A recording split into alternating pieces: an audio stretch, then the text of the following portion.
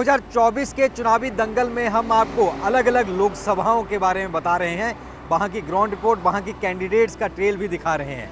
आज हम पहुँचे हैं दानवीर कर्ण की नगरी करनाल में। दानवीर कर्ण के नाम पर इस नगरी का नाम करनाल पड़ा है। यहाँ पर एक बहुत बड़ी लेक भी है जिसका नाम करना लेक है।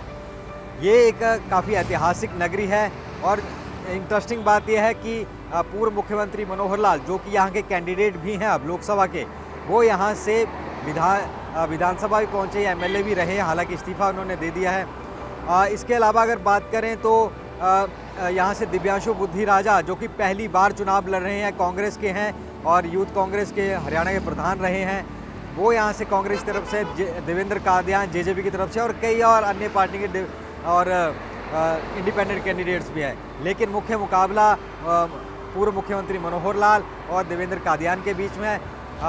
मनोहर लाल खट्टर लगातार जनसभाएं कर रहे हैं, रोड शो कर रहे हैं और गांव के हलके तक पहुंच रहे हैं, क्योंकि बीजेपी की स्ट्रैटेजी यही है कि बूथ लेवल तक वो पहुंचती है। 9 विधानसभाओं के हलके हैं, अलग अलग जगह पर रोड शो और अलग अलग जगह पर जा रहे हैं। आज हम पूरा उनके साथ दिन गुजारेंगे और देखेंगे किस तरीके से प्रचार किया जा रहा है, क्या लोगों का रुझान है और कैसे बीजेपी और पूर्व मुख्यमंत्री मनोहर लाल लोगों तक अपनी पहुंच बना रहे हैं। तो चलो शुरू करते हैं सफ़र। करनाल में आज पूरा दिन 24 घंटे हम देखेंगे किस तरीके से पूर्व मुख्यमंत्री मनोहर लाल प्रचार प्रसार कर रहे हैं और क्या तैयारियां वहां पर की जा रही हैं। आइए मेरे साथ।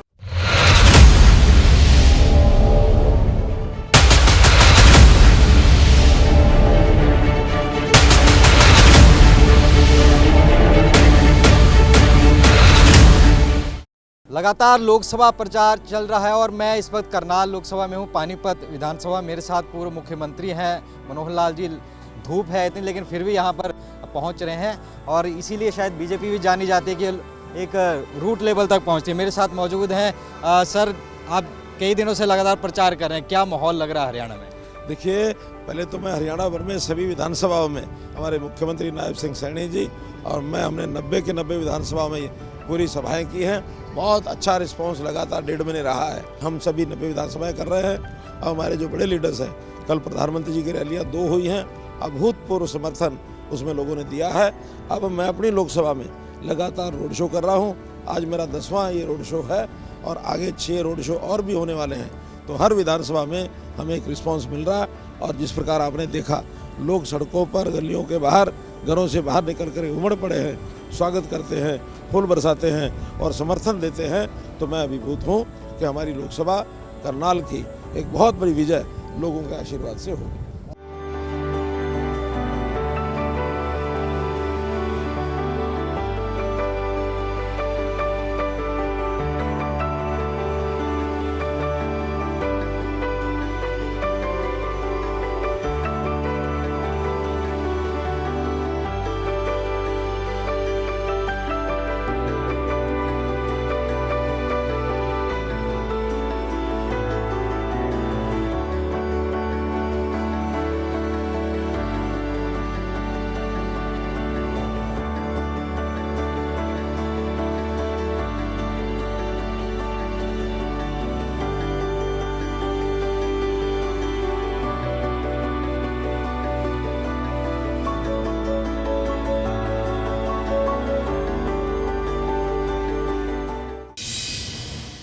विधानसभा में रहते हैं, उनको भी आप जरूर फोन करिए। तो यहाँ बाकी जगह तो एक चुनाव है लोकसभा, करनाल विधानसभा में 2 चुनाव है, लोकसभा भी और विधानसभा भी। उनका भी चुनाव चल रहा है, उनको भी भारी मतों से हमें जिताना है। इस अपील को करते हुए मैं अगले गाँव में जो और लोग बने हैं, दोपहर तक हमारा 16-17 गाँव का एक कार्यक्रम है और इस यात्रा के माध्यम से लगातार संपर्क कर रहा हूँ। आज शायद 10वीं की यात्रा अभी और 5-6 दिन चलेगी, यानी 5-6 दिन के अंदर 23 तारीख तक की यात्रा चलेगी और ज़्यादा से ज़्यादा लोगों से मेरा संपर्क बन सके, इस इरादे से जुड़ा हूँ।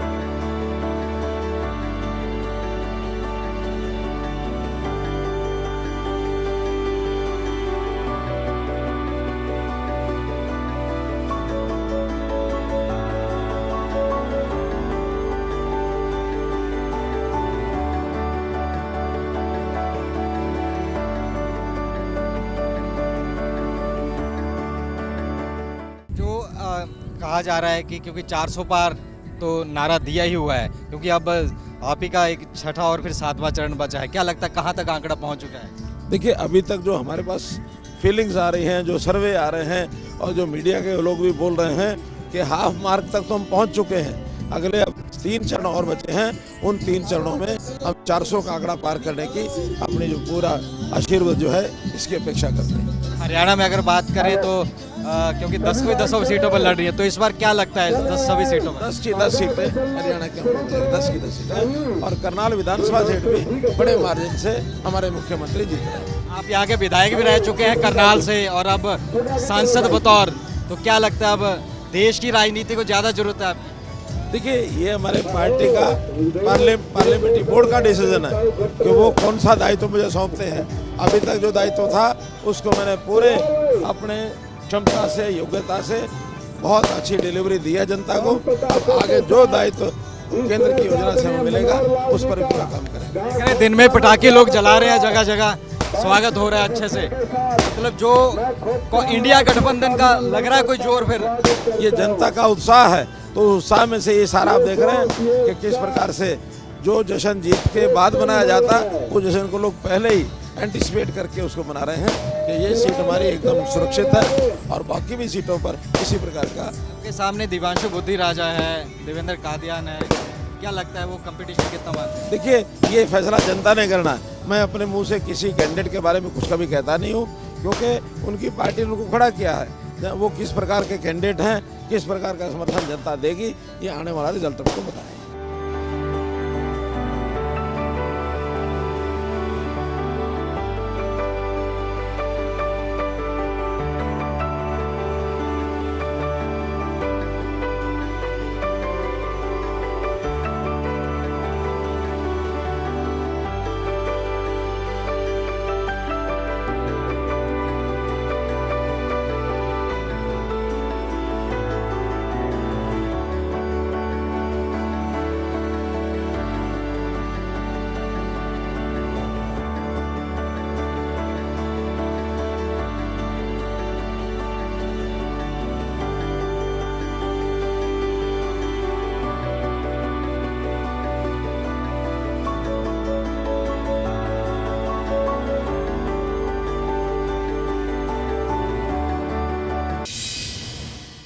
इतनी बड़ी हाजिरी में आप लोगों ने तपती धूप में और इसका स्वागत किया, हमारा स्वागत किया।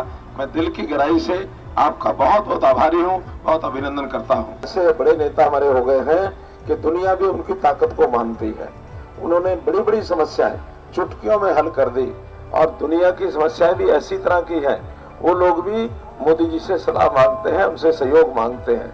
तो हमारे लिए बड़ा सौभाग्य की बात है कि हमको ऐसा एक नेता मिला है। हमारे ग्रुप के ऐसे नेता, और सामने वाले ग्रुप में अगर पूछे कोई तो नेता कौन है, बता सकता है कोई?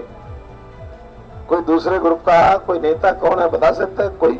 और उनको यानी खास करके कांग्रेस के खेमे में एक बड़ी मायूसी छा गई है, और बहुत ही बौखलाहट आ गई है कि हम उतने काम 60 साल में भी नहीं कर सके जितने मोदी जी ने 10 साल में कर दिए। दूसरा, हार का डर भी उनको सता रहा है। इसलिए मैं लंबी बात न कहते हुए मैं तो इतनी कहूंगा कि हरियाणा के 9.5 साल सरकार में आपकी सेवा मैंने की है। मोदी जी ने मुझे कैंडिडेट बनाया, आपके बीच में आया हूं, और हमने अपनी जगह पर भी हमारे भाई हमारे नायब सिंह सैनी, जो मेरा बहुत पुराना साथी था।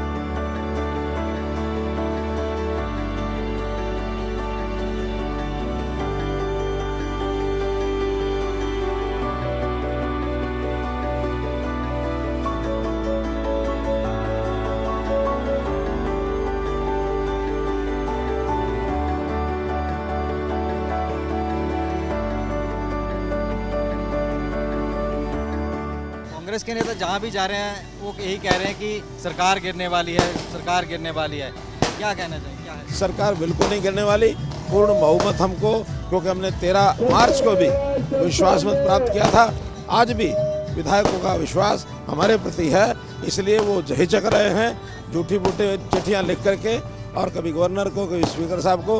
विधायक यानी जो कांग्रेस विधायक दल के नेता यानी अपोजिट के जो प्रतिपक्ष के नेता हैं, वो स्वयं अपने आप को पत्र यानी साइन करके पत्र भी नहीं भेजते हैं, इधर से उधर से भिजवा रहे हैं ताकि एक जनता में भ्रम फैलाया जाए। कोई भ्रम नहीं फैला है। सरकार हमारी पूरा जो अगला समय बचा है, नवंबर में हमारी नई यानी अक्टूबर में हमारी नई सरकार जो नहीं जाएगी, तब तक हमारी सरकार को कोई खतरा नहीं। आम आदमी पार्टी जगह बनाने की कोशिश कर रही है कुरुक्षेत्र। क्या लगता है कि इस बार कितना मार्जिन रहेगा? मोदी जी तो कह रहे हैं 400 पार, और हो गया तो इस बार क्या लगता है कि चीज़ें जो रह गई थी, जो होने वाली है? देखिए, 10 साल में तो मोदी जी ने ऐसी ऐसी समस्याओं का हल किया जो वर्षों से लंबे थी, और एक पावरफुल नेता के नाते देश में भी पहचान बनाई, दुनिया में पहचान बनाई उन्होंने। इसलिए मोदी जी के नाम का एक जादू चल रहा है। और इधर तो मोदी जी हैं, सामने वाले खेमे में तो उनका कोई नेता ही नहीं है, कोई दूल्हा ही नहीं है। इसलिए बिना दूल्हे की बारात जैसी स्थिति होती है, ऐसी स्थिति इस समय यूपीए की बनी है। एनडीए जो है 400 पार करेगी। बात करने के लिए ये थे पूर्व सीएम मनोहर लाल, और यहाँ लोगों का अभिवादन लगातार कर रहे हैं। और मैं आसपास भी दिखाना चाहूँगा क्योंकि दोपहर वक्त है और गर्मी है, फिर भी लोग बाहर आकर के अभिवादन यहाँ पर करते हुए नजर आ रहे हैं।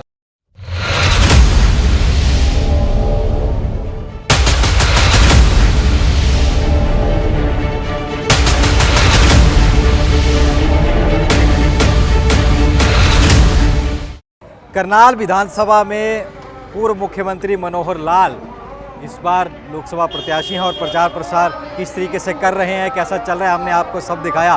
गांव-गांव में जा रहे हैं, और बीजेपी जिस चीज़ के लिए जानी जाती है कि बूथ लेवल पर माइक्रो मैनेजमेंट पर, और यही कारण है कि एक एक गांव में जाया जा रहा है, खेत में जो लोग हैं उनसे भी कॉन्टैक्ट किया जा रहा है, और एक एक पन्ना प्रमुख के पास जाया जा रहा है। हालांकि इसका कितना फ़र्क पड़ता है माइक्रो मैनेजमेंट का, ये सब हमने चुनावों में देख ही लिया है, और आगे भी इस लोकसभा चुनावों में हम ये देखने को मिलेगा। वहीं दूसरी पार्टियों की अगर बात करें तो दूसरी पार्टियां अभी अपने बड़ी रैलियां, जनसभाएं वो भी कर रही हैं, लेकिन किसका यहाँ पर जोर चलता है देखने वाली बात होगी। 9 विधानसभा हल्के हैं कुरुक्षेत्र, अगर बात करें करनाल विधानसभा लोकसभा क्षेत्र में, और करनाल जो है कई अन्य लोकसभा क्षेत्रों के साथ भी अपनी बाउंड्री शेयर करता है। डेमोग्राफी के हिसाब से भी ये काफ़ी इम्पोर्टेंट है। और यहाँ पर खुद मनोहर लाल जो कि प्रत्याशी हैं बीजेपी से, वो शहर करनाल से विधायक भी रहे हैं 2 बार। हालांकि इस बार उन्होंने लोकसभा चुनाव लड़ रहे हैं तो वहाँ से इस्तीफा दे दिया है। तो ऐसे में अब यहाँ से वो अपनी किस्मत आजमा रहे हैं। हमने आज पूरा दिन उनका कैंडिडेट ट्रेल किया, जगह जगह आपको दिखाया किस तरीके से मुलाकातें हो रही हैं गांव में, और माइक्रो लेवल पर रोड शो और जनसभाएं किस तरीके से कर रहे हैं। अब ये कितना वोट में बदलता है ये आने वाला वक्त ही बताएगा, और 4 तारीख को ही इस पर मुहर लगेगी। लेकिन समस्याएं लोगों की किस तरीके की हैं, कितनी हल होती हैं, इस बात को भी गौर किया जाएगा। कैंडिडेट देश की बात भी देखता है, बोलता है, तमाम चीज़ें कहते हैं, लेकिन लोग जो है वो अपनी बात भी देखते हैं, देश की बात भी देखते हैं। क्या किस चीज़ का मुद्दा जोर पकड़ेगा ये अब 25 तारीख को पता चलेगा, और उसके बाद 4 तारीख को रिजल्ट आएंगे। करनाल लोकसभा क्षेत्र के पानीपत से कैमरामैन आदित्य के साथ नितिन धीमान, MS1 न्यूज़।